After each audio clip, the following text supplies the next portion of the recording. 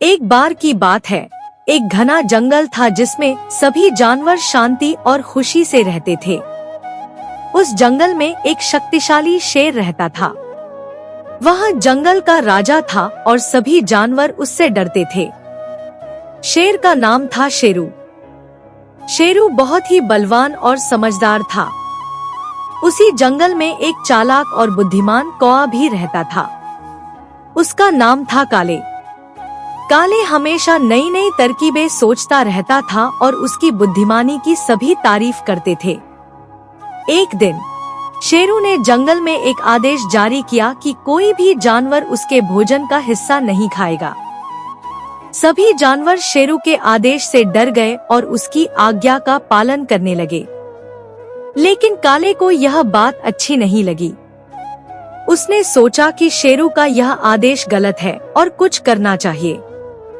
काले ने सोचा कि शेरू को सबक सिखाना चाहिए ताकि वह जानवरों के साथ न्याय कर सके। एक दिन काले ने शेरू को देखा कि वह एक बड़े पेड़ के नीचे आराम कर रहा है। काले ने एक योजना बनाई और शेरू के पास जाकर कहा, महाराज, मैंने सुना है कि एक और शेर आपके जंगल में आ गया है। वह खुद को इस जंगल का राजा कहता है। शेरू को यह सुनकर बहुत गुस्सा आया। उसने कहा, कौन है वह दुस्साहसी? मुझे तुरंत बताओ, मैं उसे सबक सिखाऊंगा। काले ने शांति से कहा, महाराज, वह शेर एक बड़े तालाब के पास रहता है। आप वहां जाकर देख सकते हैं। शेरू ने तुरंत तालाब की ओर दौड़ लगाई।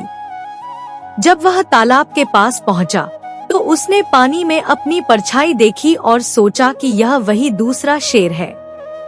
शेरू ने गुस्से में तालाब में छलांग लगा दी और पानी में खुद से ही लड़ने लगा।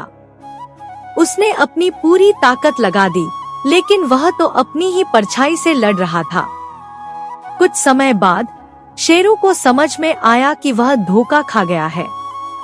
वह तालाब से बाहर आया और सोचने लगा कि किसने उसे यह चालाकी से फंसाया।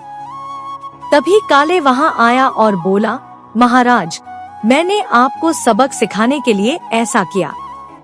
आप बहुत शक्तिशाली हैं, लेकिन आपकी ताकत का गलत उपयोग कर रहे थे। आप सभी जानवरों के राजा हैं और आपको उनकी रक्षा करनी चाहिए, न कि उन्हें डराना। शेरू ने काले की बात ध्यान से सुनी और सोचा कि वह सही कह रहा है। शेरू ने अपने व्यवहार को सुधारने का वादा किया और कहा, तुमने मुझे सही राह दिखाई है। अब मैं हमेशा सभी जानवरों का ध्यान रखूंगा और उन्हें न्याय दूंगा। काले ने शेरू की बात सुनकर खुशी से कहा, महाराज, सच्चा राजा वही होता है जो अपने प्रजा की भलाई के बारे में सोचता है। उस दिन के बाद से शेरू ने अपने जंगल में न्याय और शांति स्थापित की। सभी जानवर खुशी खुशी रहने लगे और काले और शेरू के बीच गहरी दोस्ती हो गई।